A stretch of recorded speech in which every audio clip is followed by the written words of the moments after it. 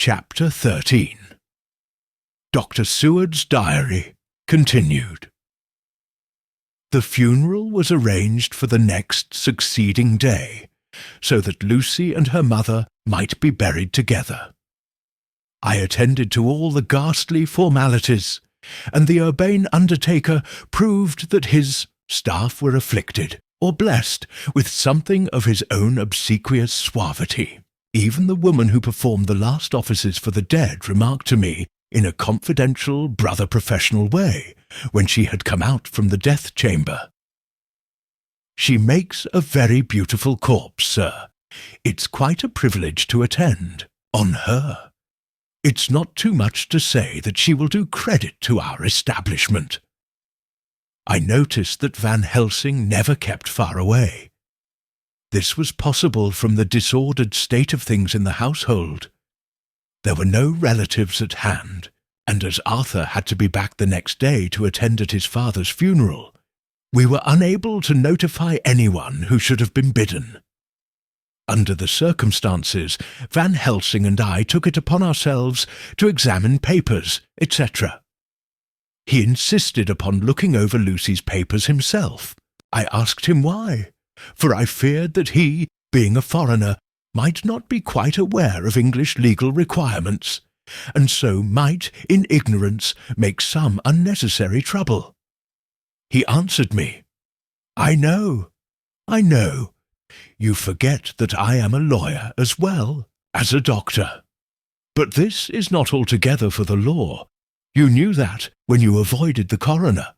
I have more than him to avoid. There may be papers more, such as this." As he spoke, he took from his pocket-book the memorandum which had been in Lucy's breast, and which she had torn in her sleep. "When you find anything of the solicitor who is for the late Mrs. Westenra, seal all her papers and write him tonight. For me, I watch here in the room and in Miss Lucy's old room all night, and I myself search for what may be. It is not well that her very thoughts go into the hands of strangers." I went on with my part of the work, and in another half-hour had found the name and address of Mrs. Westenra's solicitor and had written to him. All the poor lady's papers were in order. Explicit directions regarding the place of burial were given. I had hardly sealed the letter when, to my surprise, Van Helsing walked into the room saying, "Can I help you, friend John? I am free, and if I may, my service is to you." "Have you got what you looked for?" I asked, to which he replied, "I did not look for any specific thing. I only hope to find, and find I have, all that there was, only some letters, and a few memoranda, and a diary new begun. But I have them here, and we shall for the present say nothing of them. I shall see that poor lad tomorrow evening, and with his sanction I shall use some." When we had finished the work in hand, he said to me, "And now, friend John, I think we may to bed. We want sleep, both you and I, and rest to recuperate. Tomorrow we shall have much to do, but for the tonight there is no need of us." Alas! Before turning in, we went to look at poor Lucy. The undertaker had certainly done his work well, for the room was turned into a small chapelle ardente. There was a wilderness of beautiful white flowers, and death was made as little repulsive as might be. The end of the winding sheet was laid over the face. When the professor bent over and turned it gently back, we both started at the beauty before us, the tall wax candles showing a sufficient light to note it well. All Lucy's loveliness had come back to her in death, and the hours that had passed, instead of leaving traces of decay's effacing fingers, had but restored the beauty of life, till positively I could not believe my eyes that I was looking at a corpse. The professor looked sternly grave. He had not loved her as I had, and there was no need for tears in his eyes. He said to me, "Remain till I return," and left the room. He came back with a handful of wild garlic from the box waiting in the hall, but which had not been opened, and placed the flowers amongst the others on and around the bed. Then he took from his neck, inside his collar, a little gold crucifix, and placed it over the mouth. He restored the sheet to its place, and we came away. I was undressing in my own room, when, with a premonitory tap at the door, he entered and at once began to speak. "Tomorrow I want you to bring me, before night, a set of post-mortem knives." "Must we make an autopsy?" I asked. "Yes and no. I want to operate, but not as you think. Let me tell you now, but not a word to another. I want to cut off her head and take out her heart." "Ah, you a surgeon, and so shocked! You, whom I have seen with no tremble of hand or heart, do operations of life and death that make the rest shudder. Oh, but I must not forget, my dear friend John, that you loved her. And I have not forgotten it, for it is I that shall operate, and you must only help. I would like to do it tonight, but for Arthur I must not. He will be free after his father's funeral tomorrow, and he will want to see her, to see it. Then, when she is coffined ready for the next day, you and I shall come, when all sleep. We shall unscrew the coffin lid, and shall do our operation, and then replace all, so that none know, save we alone. But why do it at all? The girl is dead. Why mutilate her poor body without need? And if there is no necessity for a post-mortem, and nothing to gain by it, no good to her, to us, to science, to human knowledge, why do it? Without such it is monstrous." For answer, he put his hand on my shoulder, and said with infinite tenderness, "Friend John, I pity your poor bleeding heart, and I love you the more because it does so bleed. If I could, I would take on myself the burden that you do bear. But there are things that you know not, but that you shall know, and bless me for knowing, though they are not pleasant things. John, my child, you have been my friend now many years, and yet did you ever know me to do any without good cause? I may err, I am but man, but I believe in all I do. Was it not for these causes that you sent for me when the great trouble came? Yes, were you not amazed, nay horrified, when I would not let Arthur kiss his love, though she was dying, and snatched him away by all my strength? Yes, and yet you saw how she thanked me, with her so beautiful dying eyes, her voice, too, so weak, and she kissed my rough old hand, and blessed me. Yes, and did you not hear me swear promise to her, that so she closed her eyes grateful? Yes. Well, I have good reason now for all I want to do. You have for many years trusted me. You have believed me weeks past, when there be things so strange that you might have well doubt. Believe me yet a little, friend John. If you trust me not, then I must tell what I think, and that is not perhaps well. And if I work, as work I shall, no matter trust or no trust, without my friend trust in me, I work with heavy heart, and feel oh so lonely, when I want all help and courage that may be. He paused a moment, and went on solemnly, "Friend John, there are strange and terrible days before us. Let us not be two, but one, that so we work to a good end. Will you not have faith in me?" I took his hand and promised him. I held my door open as he went away, and watched him go into his room and close the door. As I stood without moving, I saw one of the maids pass silently along the passage. She had her back towards me, so did not see me, and go into the room where Lucy lay. The sight touched me.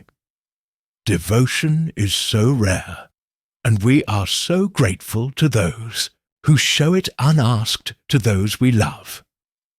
Here was a poor girl, putting aside the terrors which she naturally had of death to go watch alone by the bier of the mistress whom she loved, so that the poor clay might not be lonely till laid to eternal rest.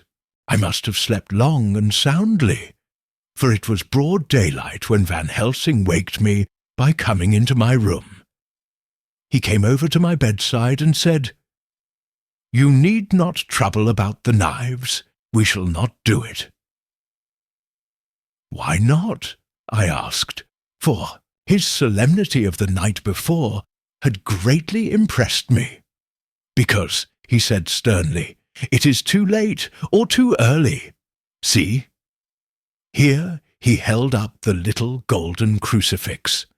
This was stolen in the night. How stolen? I asked in wonder, since you have it now. "Because I get it back from the worthless wretch who stole it, from the woman who robbed the dead and the living. Her punishment will surely come, but not through me.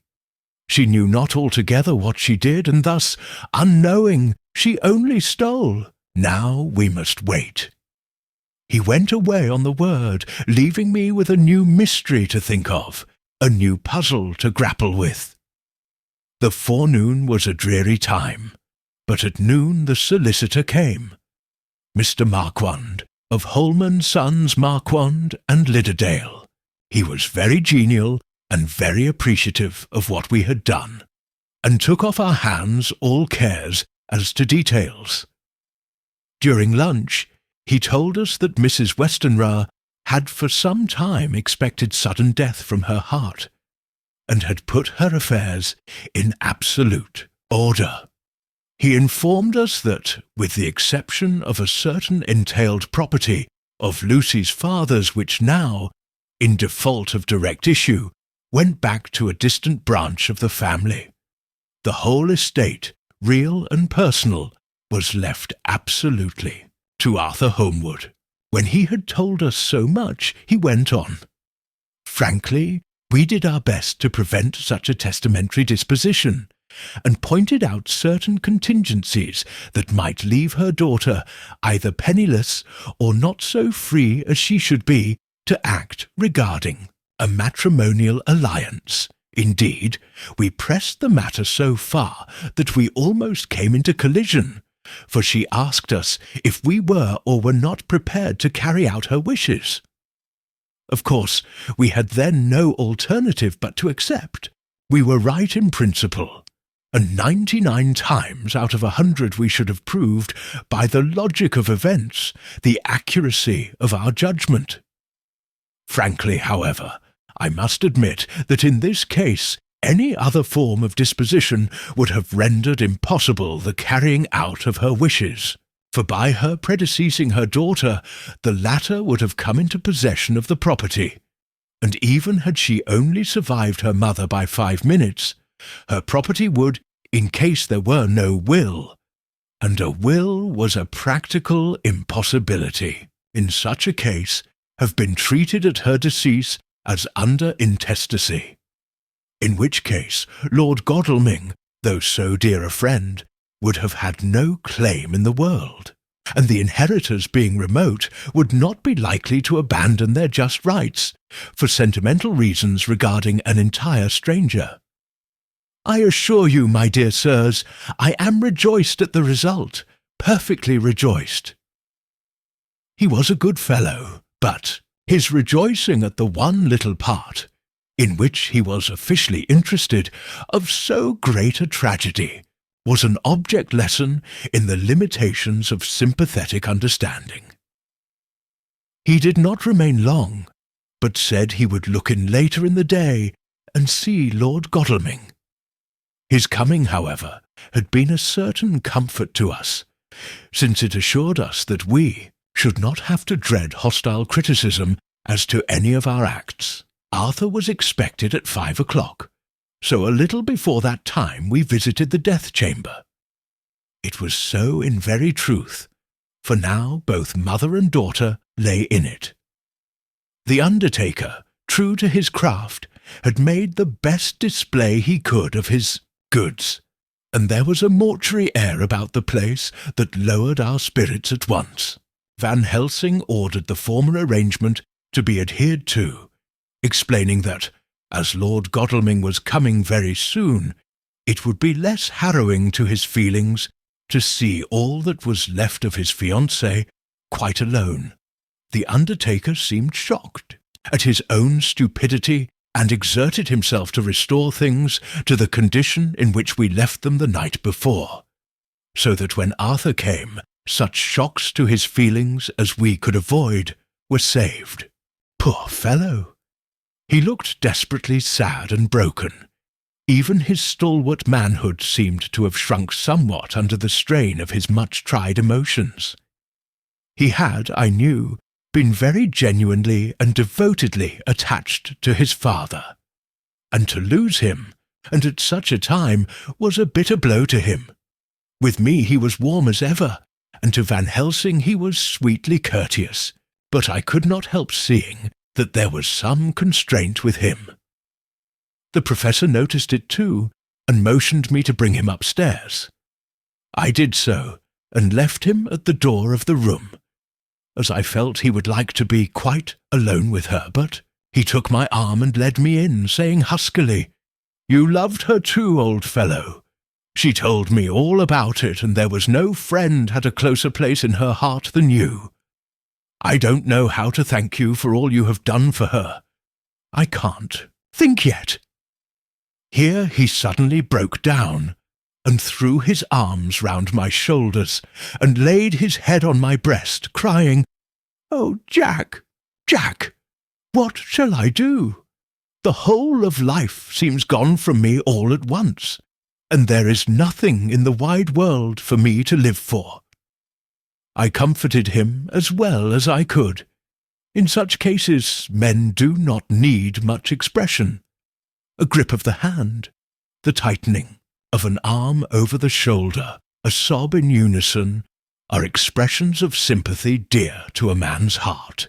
I stood still and silent till his sobs died away, and then I said softly to him, "Come and look at her." Together we moved over to the bed, and I lifted the lawn from her face. God, how beautiful she was! Every hour seemed to be enhancing her loveliness. It frightened and amazed me somewhat, and as for Arthur, he fell a-trembling, and finally was shaken with doubt, as with an ague. At last, after a long pause, he said to me in a faint whisper, "Jack, is she really dead?" I assured him sadly that it was so, and went on to suggest, for I felt that such a horrible doubt should not have life for a moment longer than I could help, that it often happened that after death faces became softened and even resolved into their youthful beauty, that this was especially so when death had been preceded by any acute or prolonged suffering. It seemed to quite do away with any doubt, and after kneeling beside the couch for a while, and looking at her lovingly and long, he turned aside. I told him that that must be goodbye, as the coffin had to be prepared. So he went back and took her dead hand in his and kissed it, and bent over and kissed her forehead. He came away, fondly looking back over his shoulder at her as he came. I left him in the drawing-room, and told Van Helsing that he had said goodbye, so the latter went to the kitchen to tell the undertaker's men to proceed with the preparations and to screw up the coffin. When he came out of the room again, I told him of Arthur's question, and he replied, "I am not surprised. Just now I doubted for a moment myself. We all dined together, and I could see that poor Art was trying to make the best of things. Van Helsing had been silent all dinner time, but when we had lit our cigars, he said, "Lord—" But Arthur interrupted him. "No, no, not that, for God's sake. Not yet, at any rate. Forgive me, sir. I did not mean to speak offensively. It is only because my loss is so recent." The professor answered very sweetly, "I only used that name because I was in doubt. I must not call you Mr., and I have grown to love you, yes, my dear boy, to love you, as Arthur." Arthur held out his hand and took the old man's warmly. "Call me what you will," he said. "I hope I may always have the title of a friend, and let me say that I am at a loss for words to thank you for your goodness to my poor dear." He paused a moment and went on. "I know that she understood your goodness even better than I do, and if I was rude or in any way wanting at that time you acted so, you remember." The professor nodded. "You must forgive me," he answered with a grave kindness. "And I know it was hard for you to quite trust me then, for to trust such violence needs to understand. And I take it that you do not, that you cannot trust me now, for you do not yet understand. And there may be more times when I shall want you to trust when you cannot, and may not, and must not yet understand. But the time will come when your trust shall be whole and complete in me, and when you shall understand as though the sunlight himself shone through. Then you shall bless me from first to last, for your own sake, and for the sake of others, and for her dear sake, to whom I swore to protect." "And indeed, sir," said Arthur warmly, "I shall in all ways trust you. I know and believe you have a very noble heart, and you are Jack's friend, and you were hers. You shall do what you like." The professor cleared his throat a couple of times, as though about to speak, and finally said, "May I ask you something now?" "Certainly." "You know that Mrs. Westenra left you all her property?" "No, poor dear, I never thought of it. And as it is all yours, you have a right to deal with it as you will. I want you to give me permission to read all Miss Lucy's papers and letters. Believe me, it is no idle curiosity. I have a motive of which, be sure, she would have approved. I have them all here.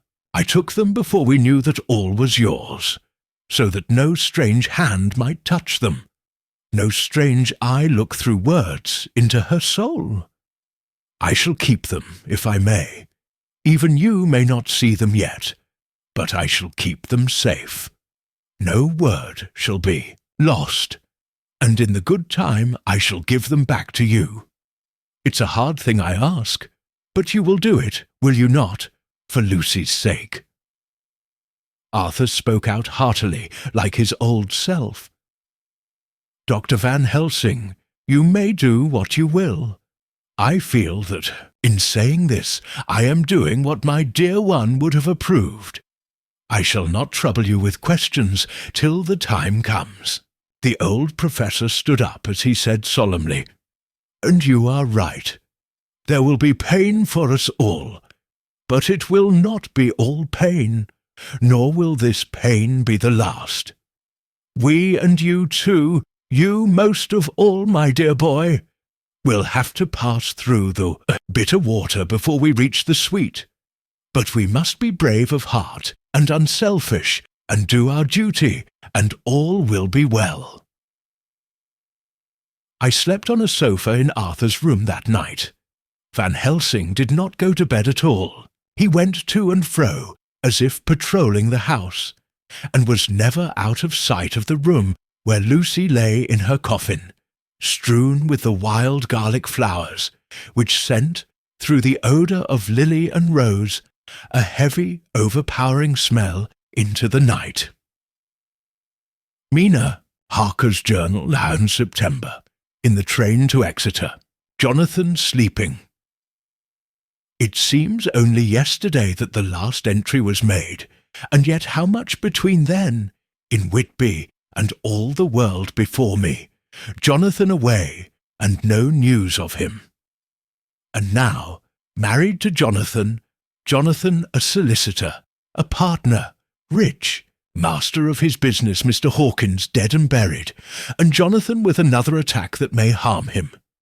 Some day he may ask me about it. Down it all goes. I am rusty in my shorthand. See what unexpected prosperity does for us. So it may be as well to freshen it up again with an exercise anyhow. The service was very simple and very solemn. There were only ourselves and the servants there. 1 or 2 old friends of his from Exeter, his London agent, and a gentleman representing Sir John Paxton, the president of the Incorporated Law Society. Jonathan and I stood hand in hand, and we felt that our best and dearest friend was gone from us. We came back to town quietly, taking a bus to Hyde Park Corner. Jonathan thought it would interest me to go into the Row for a while, so we sat down. But there were very few people there, and it was sad-looking and desolate to see so many empty chairs. It made us think of the empty chair at home. So we got up and walked down Piccadilly. Jonathan was holding me by the arm, the way he used to in old days before I went to school. I felt it very improper, for you can't go on for some years teaching etiquette and decorum to other girls without the pedantry of it biting into yourself a bit. But it was Jonathan, and he was my husband, and we didn't know anybody who saw us, and we didn't care if they did. So on we walked. I was looking at a very beautiful girl in a big cartwheel hat, sitting in a victoria outside Giuliano's, when I felt Jonathan clutch my arm so tight that he hurt me. And he said under his breath, "My God!" I am always anxious about Jonathan, for I fear that some nervous fit may upset him again. So I turned to him quickly and asked him what it was that disturbed him. He was very pale, and his eyes seemed bulging out as, half in terror and half in amazement, he gazed at a tall, thin man, with a beaky nose and black moustache and pointed beard, who was also observing the pretty girl. He was looking at her so hard that he did not see either of us, and so I had a good view of him. His face was not a good face. It was hard and cruel and sensual, and his big white teeth, that looked all the whiter because his lips were so red, were pointed like an animal's. Jonathan kept staring at him till I was afraid he would notice. I feared he might take it ill. He looked so fierce and nasty. I asked Jonathan why he was disturbed, and he answered, evidently thinking that I knew as much about it as he did. "Do you see who it is?" "No, dear," I said. "I don't know him. Who is it?" His answer seemed to shock and thrill me, for it was said as if he did not know that it was to me, Mina, to whom he was speaking. "It is the man himself." The poor dear was evidently terrified at something, very greatly terrified. I do believe that if he had not had me to lean on and to support him, he would have sunk down. He kept staring. A man came out of the shop with a small parcel, and gave it to the lady, who then drove off. The dark man kept his eyes fixed on her, and when the carriage moved up Piccadilly, he followed in the same direction, and hailed a hansom. Jonathan kept looking after him, and said, as if to himself, "I believe it is the Count, but he has grown young. My God, if this be so, oh my God, if I only knew, if I only knew." He was distressing himself so much that I feared to keep his mind on the subject by asking him any questions, so I remained silent. I drew him away quietly, and he, holding my arm, came easily. We walked a little further, and then went in and sat for a while in the Green Park. It was a hot day for autumn, and there was a comfortable seat in a shady place. After a few minutes staring at nothing, Jonathan's eyes closed, and he went quietly into a sleep, with his head on my shoulder. I thought it was the best thing for him, so did not disturb him.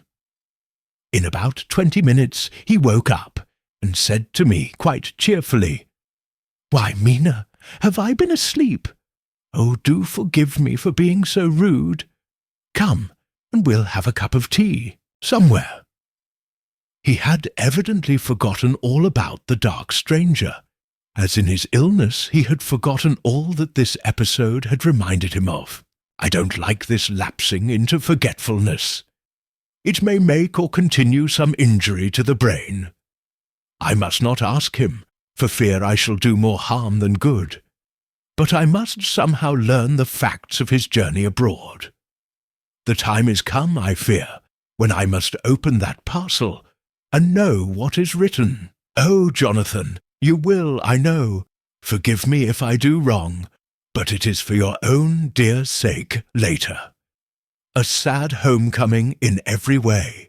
The house empty of the dear soul who was so good to us. Jonathan still pale and dizzy under a slight relapse of his malady. And now a telegram from Van Helsing, whoever he may be. You will be grieved to hear that Mrs. Westenra died 5 days ago, and that Lucy died the day before yesterday. They were both buried today. Oh, what a wealth of sorrow in a few words. Poor Mrs. Westenra, poor Lucy, gone, gone, never to return to us. And poor, poor Arthur, to have lost such sweetness out of his life. God help us all to bear our troubles. Dr. Seward's Diary, 22 September. It is all over. Arthur has gone back to Ring, and has taken Quincy Morris with him. What a fine fellow is Quincy!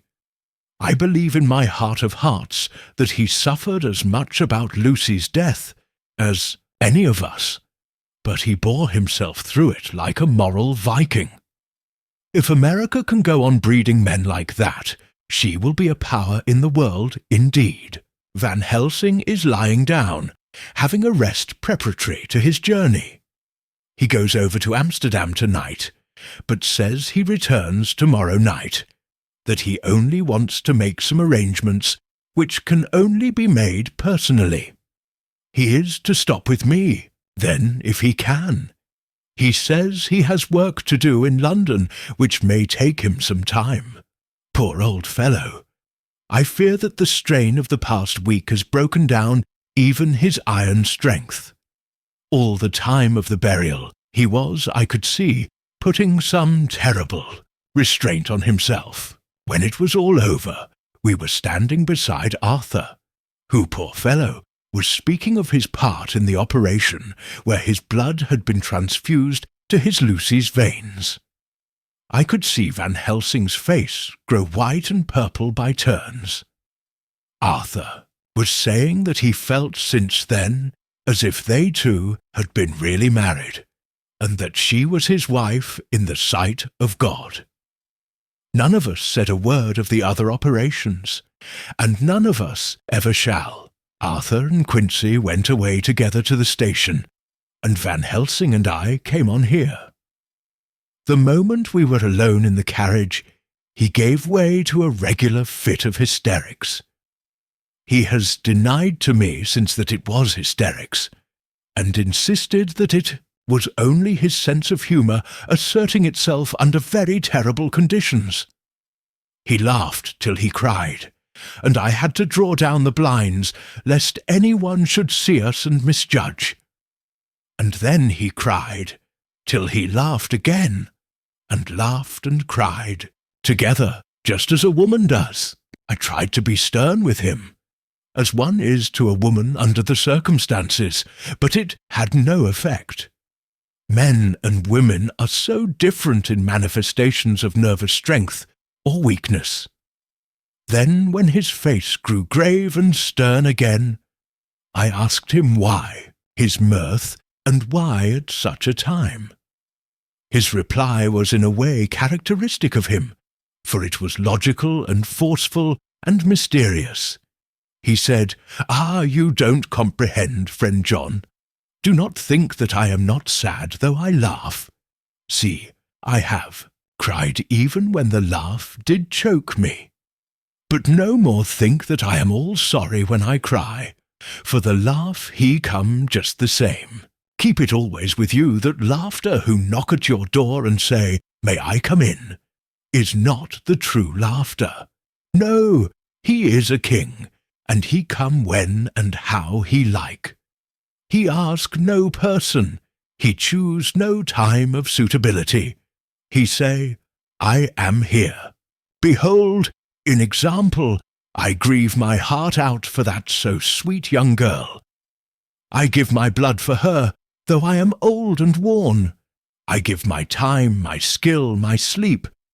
I let my other sufferers want that so she may have all. And yet I can laugh at her very grave, laugh when the clay from the spade of the sexton drop upon her coffin, and say thud, thud to my heart, till it send back the blood from my cheek. My heart bleed for that poor boy, that dear boy. So of the age of mine own boy had I been so blessed that he live, and with his hair and eyes the same. There, you know now why I love him so.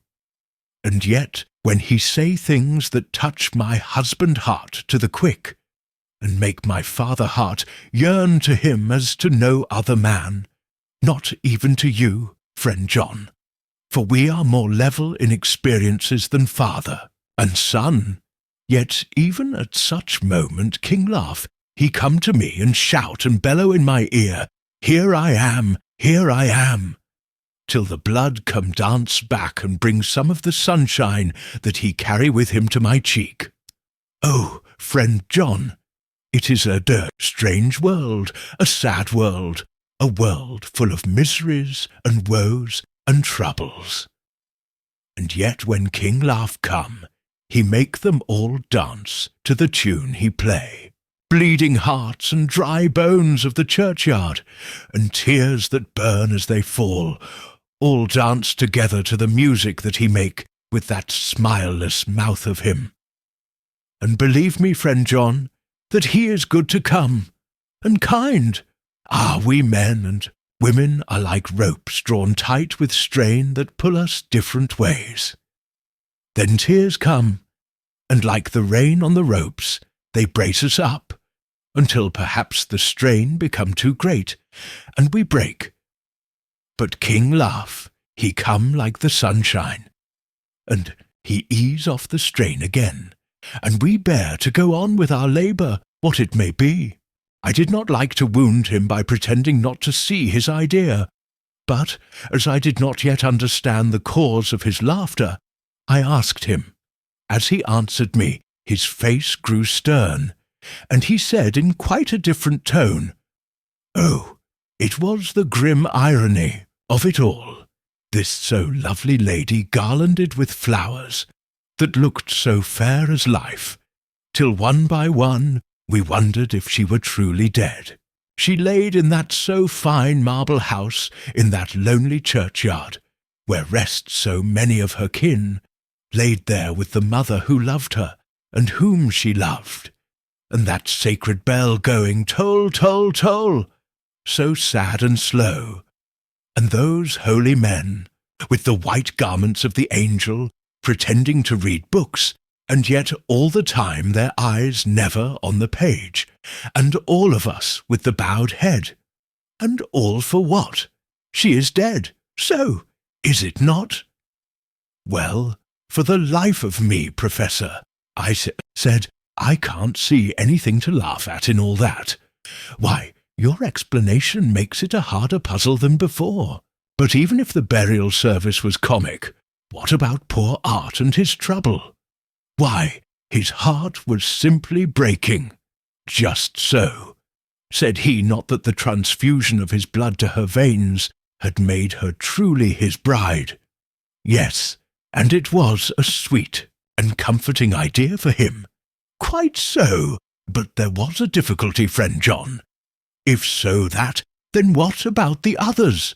Ho, ho! Then this so sweet maid is a polyandrist, and me with my poor wife dead to me, but alive by church's law, though no wits, all gone.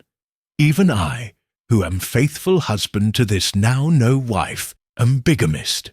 I don't see where the joke comes. In there either? I said, and I did not feel particularly pleased with him for saying such things. He laid his hand on my arm and said, Friend John, forgive me if I pain.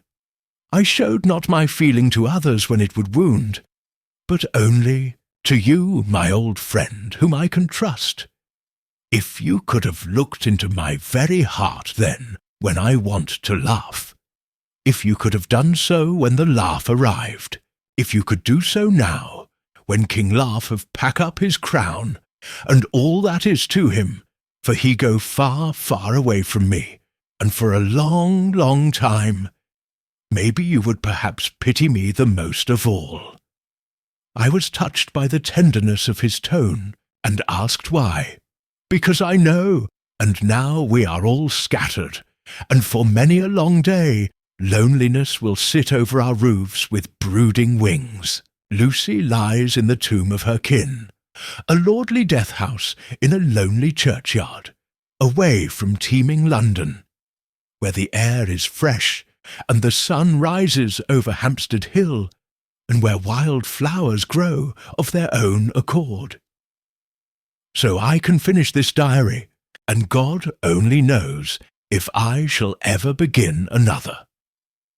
If I do, or if I even open this again, it will be to deal with different people and different themes.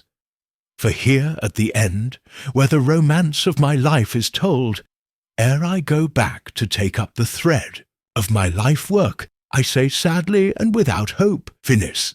The Westminster Gazette, 25 September. A Hampstead Mystery. The neighbourhood of Hampstead is just at present exercised with a series of events which seem to run on lines parallel to those of what was known to the writers of headlines as the Kensington Horror, or the Stabbing Woman, or the Woman in Black. During the past 2 or 3 days, several cases have occurred of young children straying from home, or neglecting to return from their playing on the heath. In all these cases, the children were too young to give any properly intelligible account of themselves, but the consensus of their excuses is that they had been with a bloofer lady. It has always been late in the evening when they have been missed, and on 2 occasions the children have not been found until early in the following morning. It is generally supposed in the neighbourhood that, as the first child missed gave, as his reason for being away, that a bloofer lady had asked him to come for a walk, the others had picked up the phrase and used it as occasion served. This is the more natural, as the favourite game of the little ones at present is luring each other away by wiles. A correspondent writes us that to see some of the tiny tots pretending to be the bloofer lady is supremely funny. Some of our caricaturists might, he says, take a lesson in the irony of grotesque by comparing the reality and the picture. It is only in accordance with general principles of human nature that the bloofer lady should be the popular role at these alfresco performances. Our correspondent naively says that even Ellen Terry could not be so winningly attractive as some of these grubby-faced little children pretend, and even imagine themselves to be. There is, however, possibly a serious side to the question, for some of the children, indeed all who have been missed at night, have been slightly torn or wounded in the throat. The wounds seemed such as might be made by a rat or a small dog, and although of not much importance individually, would tend to show that whatever animal inflicts them has a system or method of its own. The police of the division have been instructed to keep a sharp lookout for straying children, especially when very young, in and around Hampstead Heath, and for any stray dog which may be about. The Westminster Gazette, 25th of September. Extra. Special. The Hampstead Horror. Another child injured. The Bloofer Lady. We have just received intelligence that another child, missed last night, was only discovered late in the morning under a furze bush at the Shooter's Hill side of Hampstead Heath, which is perhaps less frequented than the other parts. She has the same tiny wound in the throat as has been noticed in other cases. It was terribly weak and looked quite emaciated. It too, when partially restored, had the common story to tell of being lured away by the Bloofer Lady. If this story gave you chills, a thrill, or made you feel something real, then don't just leave quietly. Smash that like button, hit subscribe, and turn on the bell so you never miss a moment of powerful storytelling. Drop a comment below. What did you think of this chapter? And which novel should we bring to life next? We're reading, and we can't wait to hear from you. Until next time, keep listening, keep dreaming, only on Driven to Win.